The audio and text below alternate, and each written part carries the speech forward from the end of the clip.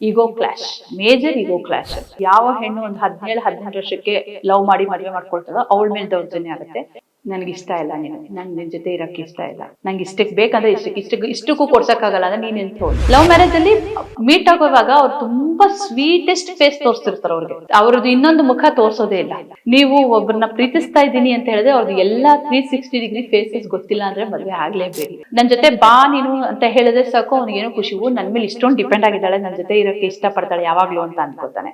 ಅದೇನೆ ಮದ್ವೆ ಆದ್ಮೇಲೆ ಅವಳು ಏನಾದ್ರೆ ನಾನು ಫೋನ್ ಮಾಡ್ಬಿಟ್ಟು ನನ್ನನ್ನ ಇಲ್ಲಿ ಕರ್ಕೊಂಡು ಹೋಗು ಅಂತ ಹೇಳಿದ್ರೆ ನಿನಗೆ ಹೋಗಕ್ಕಾಗಲ್ವಾ, ನಿಂಗೇನ್ ಕಷ್ಟ.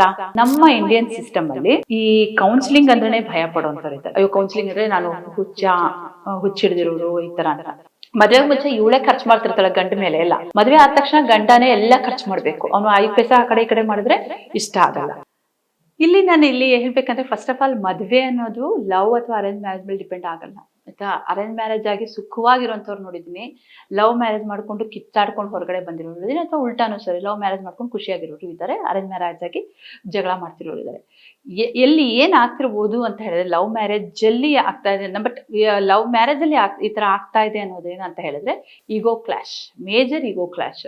ಯಾಕಂದ್ರೆ ಸಾಮಾನ್ಯವಾಗಿ ಲವ್ ಮಾಡಿದಿರೋದೇ ಒಂದು ಅಪ್ರಾಪ್ತ ವಯಸ್ಸು ಅಂದ್ರೆ ಒಂದು 18 ವರ್ಷಕ್ಕೆ ಮದುವೆ ಆಗೋರು ಒಂದು ಕ್ಯಾಟಗರಿ, ಇನ್ನೊಂದು 28 ವರ್ಷಕ್ಕೆ ಮದುವೆ ಆಗೋರು ಕ್ಯಾಟಗರಿ. 28-29 ವರ್ಷದೊಳಗೆ ಲವ್ ಮಾಡಿ ಮದುವೆ ಮಾಡ್ಕೊಳ್ತಾರಲ್ಲ. ಸಾಮಾನ್ಯವಾಗಿ ನೀವು ನೋಡಿದ್ರೆ ಒಂದು ಹೆಣ್ಣು ಮೇಲೆ ದೌರ್ಜನ್ಯ ಆಗೋದು, ಯಾವ ಹೆಣ್ಣು ಒಂದು 17-18 ವರ್ಷಕ್ಕೆ ಲವ್ ಮಾಡಿ ಮದುವೆ ಮಾಡ್ಕೊಳ್ತಾಳೋ ಅವಳ ಮೇಲೆ ದೌರ್ಜನ್ಯ ಆಗುತ್ತೆ. ಯಾವ ಹೆಣ್ಣು ಅಂದ್ರೆ ನಾಟ್ ಎವ್ರಿ ಒನ್, ಅಗೇನ್ 28-29 ವರ್ಷಕ್ಕೆ ಮದುವೆ ಆದಾಗ ಅಲ್ಲಿ ಈಗೋ ಕ್ಲಾಶ್ ಆಗುತ್ತೆ. ಅಂಥ ಟೈಮಲ್ಲೂ ಪರಸ್ಪರ ದೌರ್ಜನ್ಯ, ಅವಳ ಮೇಲೆ ಇವನು ದೌರ್ಜನ್ಯ ಮಾಡ್ತಾರೆ, ಇವ್ರ ಮೇಲೆ ಅವ್ರು ದೌರ್ಜನ್ಯ ಮಾಡ್ತಿರ್ತಾರೆ, ಇದು ನಡೀತಾನೆ ಇರುತ್ತೆ.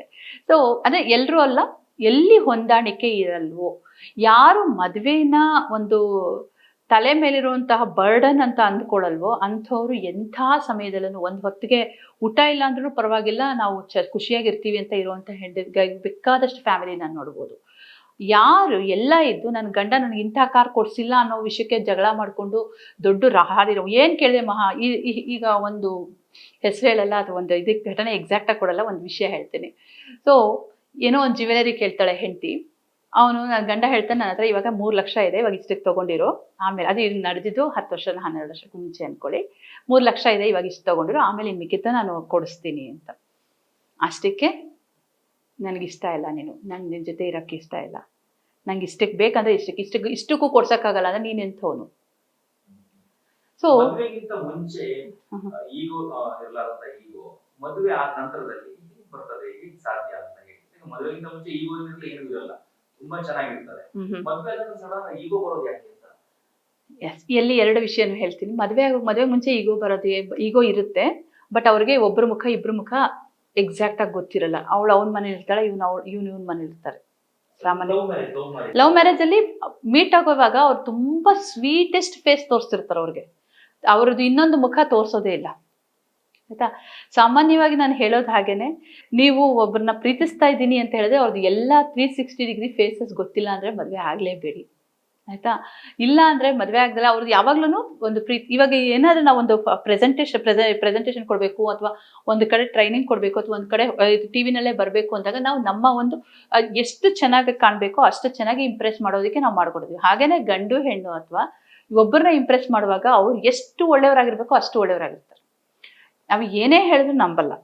ಆಮೇಲೆ ಇನ್ನೊಂದು, ಅವ್ನು ಏನೇ ಒಂದು ಹ್ಯಾಬಿಟ್ ಇದ್ರು, ಅವ್ನು ಏನೇ ಒಂದು ಮಾತಿದ್ರು ಇವ್ರಿಗೆ ನನ್ನ ಒಳ್ಳೇದಕ್ಕೆ ಹಾಗೆ ಹೇಳ್ತಾ ಇರೋದು ಅಂತ ಅನ್ಸುತ್ತೆ. ಫಾರ್ ಎಕ್ಸಾಂಪಲ್ ಇವನು ಹೇಳ್ತಾನೆ, ಗಂಡು ಕೇಳ್ತಾನೆ, ಎಲ್ಲಿದ್ಯಾ ನೀನು, ಯಾರ ಜೊತೆ ಮಾತಾಡ್ತಿದ್ದೆ ಇಷ್ಟೋ ತನಕ ಅಂತ. ಇವಳೇನು ಅನ್ಕೋತಾಳೆ, ನನಗೂ ಎಷ್ಟೊಂದು ಕೇರ್ ತಗೋತಾ ನನಗೋಸ್ಕರ ಅಂತ ಅನ್ಕೋತಾಳೆ. ಆದ್ರೆ ಅದೇನೆ ಮದುವೆ ಆದ್ಮೇಲೆ, ಹೆಂಡತಿ ಆದ್ಮೇಲೆ ಅವ್ನು ಅದೇ ಕ್ವಶನ್ ಕೇಳ್ತಾನೆ, ಎಲ್ಲಿದ್ಯಾ ನೀನು, ನೀನು ನನ್ನ ಹೆಂಡತಿ ಅಂತ ಹೇಳ್ಬಿಟ್ಟು ನಿನ್ನ ಮೇಲೆ ದೌರ್ಜನ್ಯ ನಡೆಸ್ತಿದ್ಯಾ, ನಾನು ಎಲ್ಲಿ ಪ್ರಶ್ನೆ ಕೇಳ್ತಾ ಇದೀಯಾ ಅಂತ ಆಗತ್ತೆ. ಯಾಕಂದ್ರೆ ಇಲ್ಲಿ ಮುಂಚೆ ಅವಳಿಗೆ ಏನ್ ಅನ್ಸುತ್ತೆ, ಅವ್ನ ಪ್ರತಿಯೊಂದು ಆಕ್ಷನ್ಸ್ ಅವಳಿಗೆ ಏನೋ ಇದಾಗಿದೆ, ಏನೋ ನನ್ನ ಮೇಲೆ ಕೇರು, ಕಾಳಜಿ, ಲವ್ ಇವೆಲ್ಲ ಜಾಸ್ತಿ ಇದೆ ಅಂತ ಅನ್ಸುತ್ತೆ. ಇದು ಒಂದಾಗತ್ತೆ. ಹಾಗೇನೆ ಹೆಣ್ಣಿಗೂ ಅಷ್ಟೇ, ಅವಳು ನನ್ನ ಜೊತೆ ಬಾ ನೀನು ಅಂತ ಹೇಳಿದ್ರೆ ಸಾಕು ಅವನಿಗೇನೋ ಖುಷಿ, ನನ್ನ ಮೇಲೆ ಇಷ್ಟೊಂದು ಡಿಪೆಂಡ್ ಆಗಿದ್ದಾಳೆ, ನನ್ನ ಜೊತೆ ಇರೋಕ್ಕೆ ಇಷ್ಟಪಡ್ತಾಳೆ ಯಾವಾಗ್ಲೂ ಅಂತ ಅನ್ಕೋತಾನೆ. ಅದೇನೆ ಮದುವೆ ಆದ್ಮೇಲೆ ಅವಳು ಏನಾದ್ರೆ ನಾನು ಫೋನ್ ಮಾಡಿಬಿಟ್ಟು ನನ್ನನ್ನ ಇಲ್ಲಿ ಕರ್ಕೊಂಡು ಹೋಗು ಅಂತ ಹೇಳಿದ್ರೆ ನಿನಗೆ ಹೋಗೋಕ್ಕಾಗಲ್ವಾ, ನಿಂಗೇನು ಕಷ್ಟ ಅಂತ ಹೇಳ್ತಾರೆ. ಸೊ ಇಲ್ಲಿ ನಾವು ಅರ್ಥ ಮಾಡ್ಕೋಬೇಕಾಗಿರೋದು ತುಂಬಾ ಸಿಂಪಲ್ ಆಗಿರೋ ವಿಷಯ ಇದು. ಯಾಕಂದ್ರೆ ಯಾವುದೇ ಒಂದು ಪ್ರೀತಿನಲ್ಲಿ ಇರುವಾಗ ನೀವು ನಿಮ್ಗೆ ಕಾಣೋದು ಬರೀ ಅರ್ಧ ಫೇಸ್, ಅರ್ಧನೂ ಅಲ್ಲ ಕಾಲ್ ಫೇಸ್. ಆ ವ್ಯಕ್ತಿ ಒಬ್ಬ ನಾರ್ಸಿಸ್ಟಿಕ್ ಆಗಿರ್ಬೋದು ಅಥವಾ ಅವಳೊಬ್ಳು ಸ್ಯಾಡಿಸ್ಟ್ ಆಗಿರ್ಬೋದು, ಏನೂ ಗೊತ್ತಾಗಲ್ಲ. ಸೊ ನನಗೆ 5 ವರ್ಷದಿಂದ ಲವ್ ಮಾಡ್ತಾ ಇರೋದಾವಿ, 10 ವರ್ಷದಿಂದ ಮಾಡ್ತಾ ಇದೀವಿ, ಬಟ್ ಕೊನೆಗೆ ಅದು ಬೇರೆ ಥರ ಎಂಡ್ ಆಗುವಂಥ ಕೇಸಸ್ ತುಂಬ ಇದೆ. ಹಾಗಾಗಿ ನಾನು ಪ್ರತಿಯೊಂದು ಗಂಡು ಹೆಣ್ಣು ಇದನ್ನು ಹೇಳ್ಕೊಂಡೇ ಬರ್ತಿರ್ತೀನಿ, ಮದುವೆ ಆಗೋಕೆ ಮುಂಚೆ ದಯವಿಟ್ಟು ನೀವು ಒಂದು ವಿವಾಹ ಪೂರ್ವ ಕೌನ್ಸಿಲಿಂಗ್ ಮಾಡಿಸ್ಕೊಳ್ಳಿ. ವಿವಾಹ ಪೂರ್ವ ಕೌನ್ಸಿಲಿಂಗ್ ಅಂತ ಹೇಳಿದ್ರೆ ಮದುವೆಗೆ ಮುಂಚಿಂದು ಕೌನ್ಸಿಲಿಂಗ್. ಇಲ್ಲಿ ಏನ್ ಮಾಡ್ತೀವಿ ಅಂದ್ರೆ ನಾವು ಒಂದಷ್ಟು ಕ್ವಶನ್ಸ್ ಕೊಡ್ತೀವಿ, ಸೈಕೋಮೆಟ್ರಿಕ್ ಕ್ವಶನ್ಸ್. ಆ ಸೈಕೋಮೆಟ್ರಿಕ್ ಕ್ವಶನ್ಸ್ ಅಂತ ಏನ್ ಹೇಳಿದ್ರೆ, ಒಬ್ರು ಗಂಡಿಗೆ ಗೊತ್ತೇ ಇರಲ್ಲ, ಅವ್ ಗಂಡಿಗೆ ಆಗ್ಲಿ ಹೆಣ್ಣಿಗೆ ಆಗ್ಲಿ ಈ ಕ್ವಶನ್ಸ್ಗೆ ಇದಕ್ಕೆ ಲೀಡ್ ಆಗುತ್ತೆ ಅಂತ ಗೊತ್ತಿರಲ್ಲ. ಹಾಗಾಗಿ ಅವನ ಪರ್ಸನಾಲಿಟಿ ಬಂದ್ಬಿಡುತ್ತೆ, ಇವ್ರ ಪರ್ಸನಾಲಿಟಿ ಬರುತ್ತೆ, ಇಬ್ಬರದು ಪರ್ಸನಾಲಿಟಿ ತೋರಿಸಿ, ನೋಡಪ್ಪ ಇವರು ಈ ಥರದವರು, ಇವಳು ಈ ಥರದವರು, ನಿಮಗೆ ಅಡ್ಜಸ್ಟ್ ಆದರೆ ಮಾಡ್ಕೊಳ್ಳಿ, ಇಲ್ಲ ಅಂದರೆ ನೋಡಿ, ಅಂದರೆ ಮೊದಲೇ ಅರ್ಥ ಮಾಡ್ಕೊಳ್ಳಿ ಅಂತ. ಬಟ್ ನಮ್ಮ ಇಂಡಿಯನ್ ಸಿಸ್ಟಮಲ್ಲಿ ಈ ಕೌನ್ಸಿಲಿಂಗ್ ಅಂದ್ರೇ ಭಯ ಪಡೋವಂಥವ್ರು ಇದ್ದಾರೆ. ಅಯ್ಯೋ ಕೌನ್ಸಿಲಿಂಗ್ ಅಂದರೆ ನಾನು ಹುಚ್ಚಿಡ್ದಿರೋರು ಈ ಥರ ಅಂತ. ಇನ್ ಪ್ರೀ ಮ್ಯಾರೇಜ್ ಕೌನ್ಸಿಲಿಂಗ್ ಅಂತ ಹೇಳಿದ್ರೆ ಪೇರೆಂಟ್ಸ್ ಒಪ್ಪಲ್ಲ ಮೇಯ್ನು. ಆಮೇಲೆ ಗಂಡು ಹೆಣ್ಣುಗಳು ಯೋಚನೆ ಮಾಡ್ತಾರೆ ಇದಕ್ಕೆ ಹೋಗ್ಬೇಕಾ. ಆಮೇಲೆ ಇನ್ನೊಂದು ಭಯ ಇರುತ್ತೆ ಆ ಗಂಡು ಹೆಣ್ಣಲ್ಲಿ, ಎಲ್ಲಿ ನಾನು ಹೋಗ್ಬಿಟ್ಟು ನನ್ನ ದೌರ್ಬಲ್ಯಗಳನ್ನ ನಾನು ಹೇಳ್ಸಿ ಗೊತ್ತಾಗ್ಬಿಡುತ್ತೇನೋ ಅವ್ರಿಗೆ ಅಂತ. ವೀಕ್ನೆಸ್ ಗೊತ್ತಾಗ್ಬಿಡುತ್ತೆ ಅಂತ, ದೌರ್ಬಲ್ಯಗಳು ಗೊತ್ತಾಗುತ್ತೆ ಅಂತ, ಹಾಗಾಗಿ ಭಯ ಪಡ್ತಾರೆ. ಬಟ್ ಯಾರೇ ಆಗಲಿ ಒಂದು ಪ್ರೀ ಮ್ಯಾರೇಜ್ ಕೌನ್ಸಿಲಿಂಗ್ ಅಂತ ಒಂದು ಮಾಡ್ಕೊಳ್ಳಿ. ಅದು ನಿಮಗೆ ಆನ್ಲೈನಲ್ಲಿ ಸಪೋಸ್ ಅಟ್ಲೀಸ್ಟ್ ಪರ್ಸನಾಲಿಟಿ ಬೇಕಂತ ಹೇಳಿದ್ರೆ ನಿಮಗೆ ಆನ್ಲೈನಲ್ಲಿ MBTI ಟೆಸ್ಟ್ ಅಂತ ಇರುತ್ತೆ, ಹುಡುಕ್ಬಿಟ್ಟು ನೀವು ಅದನ್ನು ಸರ್ಚ್ ಮಾಡ್ಕೊಂಡು ಮಾಡ್ಬೋದು, ಫ್ರೀ ಆಗೇ ಇರುತ್ತೆ.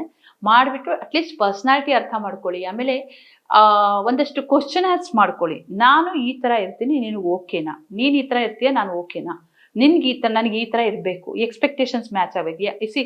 ಸಾಮಾನ್ಯವಾಗಿ ಚೆನ್ನಾಗಿದ್ದದ್ದು ಗಂಡ ಹೆಂಡತಿ ಅಂದರೆ ಮದುವೆಗೆ ಮುಂಚೆ ಚೆನ್ನಾಗಿರ್ತಾರೆ, ಆಮೇಲೆ ಯಾಕೆ ಹಳಿಸ್ತಾ ಹೋಗುತ್ತೆ ಅಂದರೆ ನಿರೀಕ್ಷೆಗಳು ಮುಟ್ಟಲ್ಲ. ಇವ್ರ ನಿರೀಕ್ಷೆ ಏನು, ಇವಳ ನಿರೀಕ್ಷೆ ಏನು ಮುಟ್ಟಲ್ಲ. ಏನೇನೋ ಫ್ಯಾಂಟಸಿ ಇಟ್ಕೊಂಡಿರ್ತಾರೆ ಹೆಣ್ಮಕ್ಳು. ಎಸ್ಪೆಷಲಿ ಹೇಳ್ಬೇಕಂದ್ರೆ ಹೆಂಗಸರದ್ದು ಫ್ಯಾಂಟಸೀಸ್ ಇರುತ್ತೆ, ಗಂಡಸರದ್ದು ಫ್ಯಾಂಟಸೀಸ್ ಇರುತ್ತೆ. ಹೀಗೆ ಇರಬೇಕು ಹೆಂಡತಿ, ನನ್ನ ಹೆಂಡತಿ ಆಗೋಳು ಮದುವೆ ಮುಂಚೆ ಅವಳೇನೆ ಮಿಡಿ ಹಾಕೊಂಬಂದ್ರು ಅವಾಗಲೇ ಲವ್ ಮಾಡಿರ್ತಾನೆ, ಮದುವೆ ಆಗಿರ್ತಾನೆ. ಮದುವೆ ಆದ ತಕ್ಷಣ ಹೆಂಡತಿ ಚೂಡಿದಾರ ಹಾಕೊಳ್ಬೇಕು, ಇಲ್ಲಾಂದ್ರೆ ಸೀರೆನೇ ಉಟ್ಕೊಂಡ್ಬರ್ಬೇಕು, ನನ್ನ ರಿಲೇಟಿವ್ಸ್ ಮುಂದೆ ಹೀಗಿರ್ಬೇಕು ಅಂತ. ಅದೇ ಗಂಡಿಗೆ ಮದುವೆ ಮುಂಚೆ ಇವಳೇ ಖರ್ಚು ಮಾಡ್ತಿರ್ತಾಳೆ ಗಂಡ ಮೇಲೆ ಎಲ್ಲ, ಮದುವೆ ಆದ ತಕ್ಷಣ ಗಂಡನೇ ಎಲ್ಲ ಖರ್ಚು ಮಾಡಬೇಕು. ಅವನು 5 ಪೈಸೆ ಆ ಕಡೆ ಈ ಕಡೆ ಮಾಡಿದ್ರೆ ಇಷ್ಟ ಆಗಲ್ಲ, ನನ್ನಿಂದ ತಗೊಳ್ತೀರಾ ಅಂತ. ಈ ಥರ ನಿರೀಕ್ಷೆಗಳನ್ನ ನೀವು ಯಾವಾಗ ಕರೆಕ್ಟಾಗಿ ಶೇರ್ ಮಾಡ್ಕೋತಿರೋ ಇದು ಈ ಥರ ಕ್ರೌರ್ಯಗಳಾಗಲಿ, ಈ ಥರ ವಿಚ್ಛೇದನಗಳಾಗಲಿ ಕಡಿಮೆ ಆಗ್ತಾ ಬರುತ್ತೆ. ಸಾಮಾನ್ಯವಾಗಿ ನನಗೆ ಇದ್ರ ಬಗ್ಗೆ ಮಾತಾಡಿದಾಗ ಜನ ಏನು ಹೇಳ್ತಾರೆ ಅಂದರೆ, ವಿಚ್ಛೇದನ ಒಂದು ಟೂಲ್, ಅದು ಒಳ್ಳೇದದು, ಸಾಧನ ಒಳ್ಳೇದು ಅಂತ. ಎಲ್ಲ ಸಾಧನೆಗಳು ಒಳ್ಳೆಯದೇನೆ ಆ್ಯಕ್ಚುಲಿ, ಅದನ್ನು ನಾವು ಯೂಸ್ ಮಾಡೋ ರೀತಿ ಬೇರೆ. ಒಂದು ಚಾಕು ಸಹ ಒಳ್ಳೆಯದೇ, ಬಟ್ ಆ ಚಾಕು ಸರಿಯಾಗಿ ಒಂದು ಇಂಟೆನ್ಷನ್ ಅಂದರೆ ಯಾವ ರೀತಿ ನಾವು ಸಂಕಲ್ಪ ಇಟ್ಕೊಂಡಿರ್ತೀವಿ, ಒಂದು ಇಂಟೆನ್ಷನ್ ಯಾವ ಇಂಟೆನ್ಷನ್ ಇರುತ್ತೋ ಅದ್ರ ಮೇಲೆ ಡಿಪೆಂಡ್ ಆಗುತ್ತೆ. ಅಂದರೆ ಆ ಚಾಕು ಹಿಡ್ಕೊಳ್ಳೋರ್ನು ಇಂಟೆನ್ಷನ್ ಸರಿಯಾಗಿರಬೇಕು ಅಂತ. ಹಾಗೇನೆ ಮದುವೆ ಅನ್ನೋದಾಗ್ಲಿ ಅಥವಾ ವಿಚ್ಛೇದನ ಅನ್ನೋದಾಗ್ಲಿ ಒಳ್ಳೆ ಸಾಧನ. ಆ್ಯಂಡ್ ಇಲ್ಲಿವರೆಗೂ ಪ್ರಪಂಚದಲ್ಲಿ ಮದುವೆಗಿಂತ ಒಂದು ಒಳ್ಳೆ ವ್ಯವಸ್ಥೆ ಯಾರಿಗೂ ಡಿಫೈನ್ ಮಾಡೋಕ್ಕಾಗಿಲ್ಲ.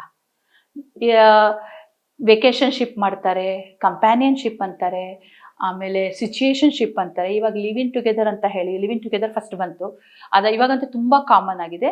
ಲಿವ್ ಇನ್ ಟುಗೆದರ್ದು ನಾನು ಒಂದಷ್ಟು ಘೋರಗಳನ್ನ ಕಣ್ಣಾರೆ ನೋಡಿಬಿಟ್ಟು ನಿಜ ಹೇಳ್ತೀನಿ, ಹೆಣ್ಮಕ್ಳು ಇದರಲ್ಲಿ ತುಂಬ ತೊಂದರೆಗಳಿಗಾಗೋರು ಹೆಣ್ಮಕ್ಳು. ಲಿವ್ ಇನ್ ಟುಗೆದರಲ್ಲಿ ಅವ್ರಿಗೆ ಅವರು ಲಿವ್ ಇನ್ ಟುಗೆದರಲ್ಲಿ ಗಂಡ ಏನೋ ಹೇಳ್ತಾನೆ, ಆಯಿತು ಒಂದಷ್ಟು ದಿನ ಲಿವ್ ಇನ್ನಲ್ಲಿ ಇರೋಣ, ಆಮೇಲೆ ಮದುವೆ ಆಗೋಣ ಅಂತ ಹೇಳ್ತಾನೆ. ಆಮೇಲೆ ಒಂದಷ್ಟು ದಿನಕ್ಕೆ ಅವನು ಗೊತ್ತಿರುತ್ತೆ ನಾನು ಇದನ್ನು ಮದುವೆ ಆಗಲ್ಲ. 90% 99% ಗಂಡು ಮಕ್ಕಳು ಅವರು ಮದುವೆ ಮಾಡ್ಕೊಳ್ಳಲ್ಲ ಲಿವ್ ಇನ್ನಲ್ಲಿ ಇರೋರು, ಯಾಕಂದ್ರೆ ಅವ್ರ ಅಪ್ಪ ಅಮ್ಮ ಅಲ್ಲಿ ಕಾಯ್ತಿರ್ತಾರೆ, ಬೇರೆ ಹೆಣ್ಣು ನೋಡ್ತಿರ್ತಾರೆ. ಇವಳೇನು ಅನ್ಕೊಂಡಿರ್ತಾಳೆ, ಓಕೆ ನಾವು ಮದುವೆ ಆಗ್ತೀವಿ, ಇವತ್ತಲ್ಲ ನಾಳೆ ಆಗ್ತೀವಿ ಅಂತ. ಆದ್ರೆ ಅವ್ನು ಹೇಳಿರ್ತಾನೆ ಒಂದು ಲೈನು, ಇದು ಲೀವ್ ಇನ್ನು, ನಾವಿಬ್ಬರ ಮಧ್ಯದಲ್ಲಿ ಯಾವುದೇ ಕಮಿಟ್ಮೆಂಟ್ ಇರಲ್ಲ ಅಂತ ಒಂದು ಲೈನ್ ಆ್ಯಡ್ ಮಾಡಿ ಆಲ್ರೆಡಿ ಒಂದು ಅಫಿಡವಿಟ್ ಕೊಟ್ಬಿಟ್ಟಿರ್ತಾನೆ, ಅಂದರೆ ಮೆಂಟಲಿ. ಸೊ ಇವಳೇನು ಮಾಡ್ತಾಳೆ, ಹಚ್ಕೋತಾಳೆ. ಆಮೇಲೆ ಅವನು ನಾನು ಇಲ್ಲ, ನಾವು ಇದು ಲೀವ್ ಇನ್ ತಾನೆ, ನಾವು ಒಟ್ಟಿಗೆ ಇರೋಕ್ಕಾಗಲ್ಲ ಅಂತ.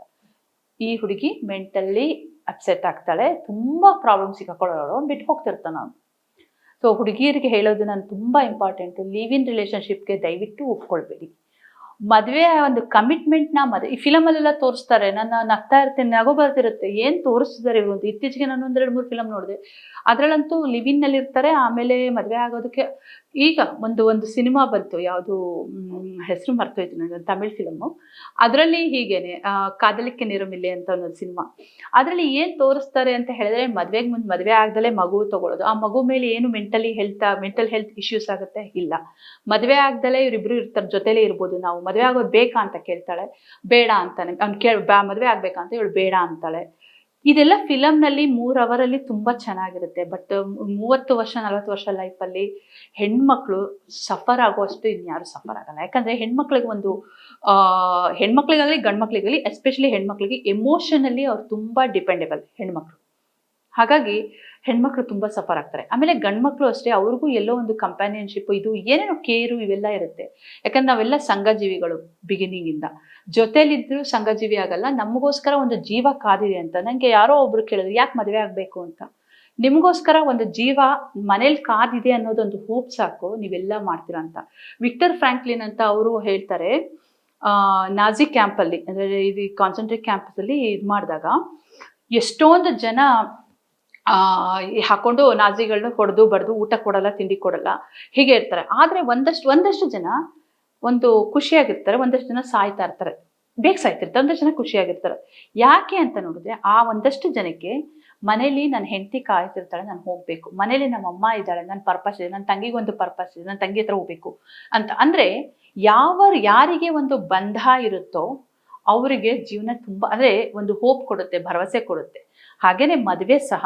ಮದುವೆ ಇವಾಗ ನಿಮಗೆ ಜನಗಳಿಗೆ ಏನು ಅನಿಸ್ತಾ ಇರುತ್ತೆ, ಈಗಿನ ಒಂದು ಈ ಜನ್ರೇಷನ್ಗೆ ಮದುವೆ ಅನ್ನೋದೊಂದು ಬರ್ಡನ್ ಅಂತ ಅನಿಸುತ್ತೆ, ಮದುವೆ ಅನ್ನೋದು ತೊಂದರೆ ಅನಿಸುತ್ತೆ. ಬಟ್ ಇವಾಗ ನೀವೊಂದು 20 ವರ್ಷ ಆದಮೇಲೆ ನೀವು ಹಿಂದೆ ನೋಡಿದಾಗ ಎಷ್ಟು ದೊಡ್ಡ ತಪ್ಪು ಮಾಡಿದ್ವಿ ಅಂತ ಅನಿಸುತ್ತೆ. ನಮ್ಮ ಮದುವೆ ಆಗದಲ್ಲ ಅವಾಗ ಆಗಿರೋದ್ರಿಂದ. ಮದುವೆ ಆಗೋದು ಮದುವೆ ಅನ್ನೋದು ಕಮಿಟ್ಮೆಂಟ್. ಬಟ್ ಇವರೆಲ್ಲ ಏನಂತ ಗೊತ್ತಾರೆ, ಮದುವೆ ಅನ್ನೋದೊಂದು ಬರ್ಡನ್ ಅನ್ಕೋತಾರೆ.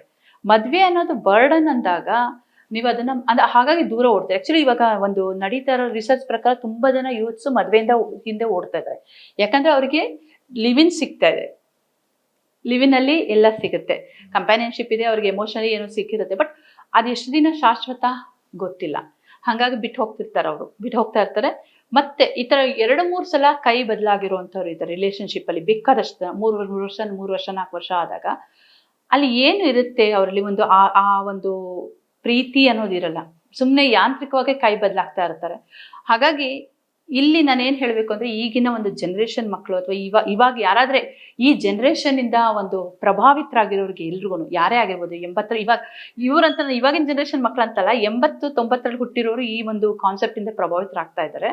ಅವ್ರಿಗೂ ಹೇಳೋದೇನೆಂದರೆ, ದಯವಿಟ್ಟು ನಿಮ್ಮ ಯೋಚನೆನ ಮದುವೆ ಆಗಲ್ಲ ಅನ್ನೋದು ಯಾಕೆ, ಇದೊಂದು ಬರ್ಡನ್ ಅನ್ನೋದಾದರೆ ಇದು ಬರ್ಡನ್ ಅಲ್ಲ. ಮದುವೆ ಅನ್ನೋದು ಇದು ನಿಮಗೆ ಇದು ಬಂಧನನೂ ಅಲ್ಲ, ಇದು ಬಂಧ. ಆಯ್ತಾ? ಬಾಂಧವ್ಯ, ಫ್ಯಾಷನ್, ಹೌದು, ಟ್ರೆಂಡ್, ಕರೆಕ್ಟ್, ಟ್ರೆಂಡ್ ಕಾಲೇಜಿಂದ ಸ್ಟಾರ್ಟ್ ಮಾಡ್ತಾರೆ. ಓಕೆ, ಇಲ್ಲಿ ನಿಮ್ಗೆ ಏನಂತ ಹೇಳಿದ್ರೆ, ಈಗ ಎಷ್ಟು ಕೋಲಿವಿಂಗ್ಸ್ PGs ಇದೆ ಸುತ್ತಮುತ್ತ. ನೀವು ಇಲ್ಲಿಂದ ಸ್ವಲ್ಪ ಮಾಡಿದ್ರೆ ಕೋಲಿವಿಂಗ್ ಒಂದು ಪ್ಲೇಸಲ್ಲಿ, ಆ ಕಡೆ ರೂಮಲ್ಲಿ ಲೇಡೀಸ್ ಇರ್ತಾರೆ, ಈ ಕಡೆ ರೂಮಲ್ಲಿ ಇವ್ರು ಇರ್ತಾರೆ, ಜೆಂಟ್ಸ್ ಇರ್ತಾರೆ, ಸಪ್ರೇಟ್ ಆಗಿ ಒಂದೇ PGಲಿ. ಸೊ ಇಲ್ಲಿ ಈ ಕಾನ್ಸೆಪ್ಟ್ನ ಈವನ್ ತುಂಬ ಜಾಸ್ತಿ ದುಡ್ಡು ಮಾಡ್ತಿದ್ದಾರೆ PG ಅವರು, ಸಿಕ್ಕಾಪಟ್ಟೆ ದುಡ್ಡು ಮಾಡ್ತಾ ಇದ್ದಾರೆ. ಸೊ ಇಲ್ಲಿ ಲಿವಿಂಗ್ ಅದಕ್ಕೆ ಮುಂಚೆ ಈ ಕೋಲಿವಿಂಗ್ ಅಂತ ಹೇಳಿ ಕಾನ್ಸೆಪ್ಟ್ ಬಂದ್ಬಿಟ್ಟಿದೆ. ಯಾಕಂದರೆ ಕೋಲಿವಿಂಗಲ್ಲಿ ಇನ್ನು ದುಡ್ಡು ಕಡಿಮೆ ಆಗುತ್ತೆ ಅಂತ. ನಾನು ಇಲ್ಲಿ ಏನು ಹೇಳ್ತಾ ಇದ್ದೀನಿ ಅಂದರೆ, ಲಿವಿಂಗ್ನಿಂದ ಬರಬೇಕು ಅಂತ ಸಾಮಾನ್ಯವಾಗಿ ಜನಕ್ಕೆ ಅನಿಸಲ್ಲ.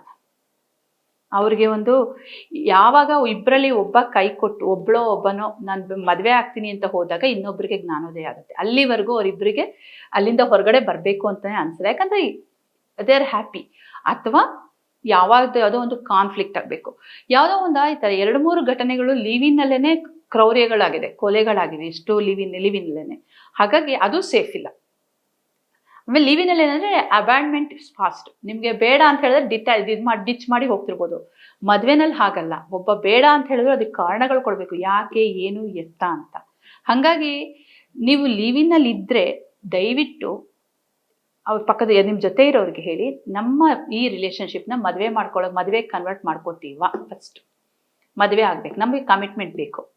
ಸೊ ಮದುವೆ ಮಾಡ್ಕೊಂಡ್ರೆ ಏನು ತಪ್ಪು, ಒಂದು ರಿಜಿಸ್ಟರ್ ಮಾಡಿ ಮ್ಯಾರೇಜ್ ಮಾಡ್ಕೊಳ್ಳಿ, ಅದೇ ಲೈಫು.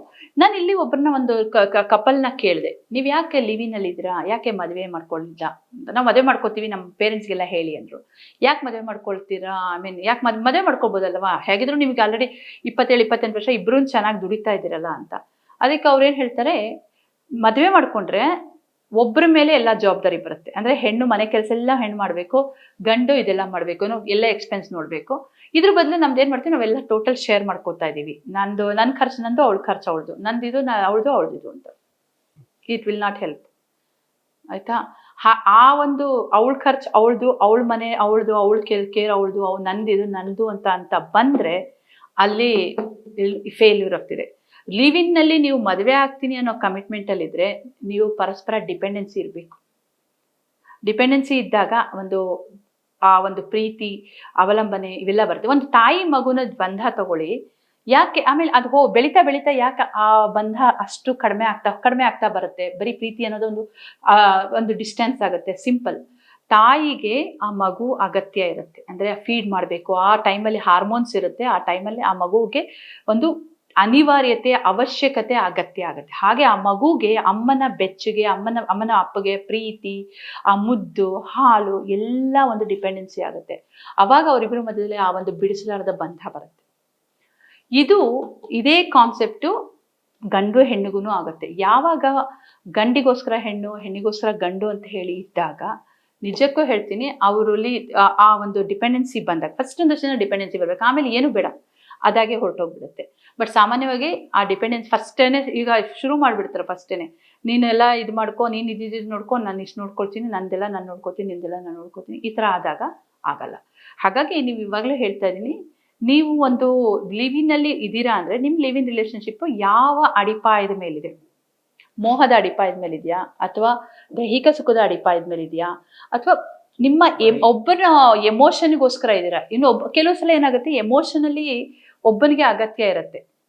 ಅವ್ರ ಅಗತ್ಯ ಇದ್ದಾಗ, ಅವರಿಗೋಸ್ಕರ ಎಮೋಷನಲಿ ಅಗತ್ಯ ಇದ್ದಾಗ ಇನ್ನೊಬ್ಬನ ಹೀಗೆ ನನ್ನ ಜೊತೆ ಇರು ನಂಗೆ ನಿನ್ನ ಜೊತೆ ಇಲ್ದಿರ ಇರೋಕ್ಕಾಗಲ್ಲ ಅಂತ. ಬಟ್ ಇನ್ನೊಬ್ಬರಿಗೆ, ಯಾಕಂದ್ರೆ ನಾನು ಇದು ಎಕ್ಸಾಂಪಲ್ ನಾನು ನೋಡಿದೆ. ಸೊ ಇದು ಒಂದು ಸಮ್ವೇರ್ ಇನ್ ಗುಜರಾತ್ ಅಂದ್ಕೊಳ್ಳಿ, ಲಿವಿನಲ್ಲಿ ಇರೋರಿಬ್ರು. ಅವಳು ಅವನಿಗೆ ಎಲ್ಲ ಖರ್ಚೆಲ್ಲ ನೋಡ್ಕೊಳ್ಳೋಳು, ಐಫೋನ್ ಕೊಡ್ಸಿದ್ಲು, ಅವನಿಗೆ ಗಾಡಿ ಕೊಡ್ಸಿದ್ಲು, ಪೆಟ್ರೋಲ್ ಹಾಕಿದ್ಲು, ಎಲ್ಲ ಚೆನ್ನಾಗಿತ್ತು. ಸೊ ಯಾವಾಗ ಅವನಿಗೆ ಒಳ್ಳೆ ಕೆಲಸ ಸಿಕ್ತು, ಈಗ ರೀಸೆಂಟಾಗಿ ಸಪ್ರೇಟ್ ಆದರು. ಈಗ ಅವನು ಹೇಳ್ದ, ನನಗೆ ನಿಂತರ ನೀನು ಹೇಳ್ದಂಗೆ ನಾನು ಇರೋಕ್ಕಾಗಲ್ಲ, ನಾನು ಈಗಲೇ ಹೋಗ್ತಾರೆ ಮನೆ ಬಿಟ್ಟು. ನನಗೆ ಮೊದಲು ಇಲ್ಲಿವರೆಗೂ ಏನೋ ಬೇಕಿತ್ತು, ನನಗೆ ದುಡ್ಡು ಬೇಕಿತ್ತು, ಇರ್ತಿದ್ದೆ, ಬೇಡ ನನಗೆ ಅವಶ್ಯಕತೆ ಅಷ್ಟೇ. ಅಂದರೆ ಅದು ಅವನಿಗೆ ದುಡ್ಡಿರೋ ಬರೋ ತನಕ ಇತ್ತು, ಹೊರಟೋದ್ರು ಅಷ್ಟೇ. ಸೊ ಇಲ್ಲಿ ಅದಕ್ಕೆ ನಿಮ್ಮ ಲಿವಿನ್ ಮೋಹದ ಮೇಲ, ದೈಹಿಕ ಸುಖದ ಮೇಲ, ಅಥವಾ ಇನ್ನೊಬ್ಬರ ಎಮೋಷನ್ಗೋಸ್ಕರ, ಅಥವಾ ಇನ್ನೊಬ್ಬರ ಒಂದು ಹಣಕ್ಕೋಸ್ಕರನ, ಅಥವಾ ಆ ಕ್ಷಣಕ್ಕೆ ಸಿಗದೇ ಇರುವಂಥದ್ದಂದ್ರೆ ಏನೋ ಒಂದು ಕಳ್ಕೊಂಡಿದ್ದಾರೆ, ಇನ್ನೊಬ್ರು ಏನೋ ಒಂದು ಭಾವನಾತ್ಮಕ ಕೊರತೆ, ಅದನ್ನು ತುಂಬೋದಕ್ಕೆ ಮಾತ್ರ ನೀವಿದ್ದೀರಾ. ಇದಿಷ್ಟು ನೋಡಿ, ನೀವು ಅದನ್ನು ಕೊಡ್ತಾ ಆ ಭಾವನಾತ್ಮಕ ಎಮೋಷನ್ಸ್ನ ನೀವು ಅವ್ರಿಗೆ ಫೀಲ್ ಮಾಡ್ತಾ ನೀವು ಡ್ರೈ ಆಗ್ತಾ ಇದ್ದೀರಾ ಅಂತ ನೋಡಿ. ಹೌದು ಅಂತ ಆದರೆ ಇಮ್ಮಿಡಿಯೇಟಾಗಿ ಲಿವಿನಿಂದ ಹೊರಗಡೆ ಬನ್ನಿ. That is not the suitable thing. ನಾಳೆ ಮತ್ತೊಂದು ದಿನ ಆ ಒಂದು ಹತ್ಕೊಂಡು ಬೇಜಾರು ಮಾಡ್ಕೊ, ಹೆಣ್ಮಕ್ಳಿಗೆ ಇದು ತುಂಬ ಆಗೋದು ಹೆಣ್ಮಕ್ಳಿಗೆ. ಹಾಗಾಗಿ ದಯವಿಟ್ಟು ಹೊರಗಡೆ ಬನ್ನಿ. ಲಿವಿನ್ ಅನ್ನೋದು ನಿಮಗೆ ನೋಡೋಕೆ ತುಂಬ ಖುಷಿಯಾಗಿರುತ್ತೆ, ಬಟ್ ಒಳಗಡೆ ಹೋದ್ಮೇಲೆ ಅಲ್ಲಿಂದ ಹೊರಗಡೆ ಬರ್ತಿರಲ್ಲ, ಆವಾಗ ತುಂಬ ಕಷ್ಟವಾಗಿರುತ್ತೆ.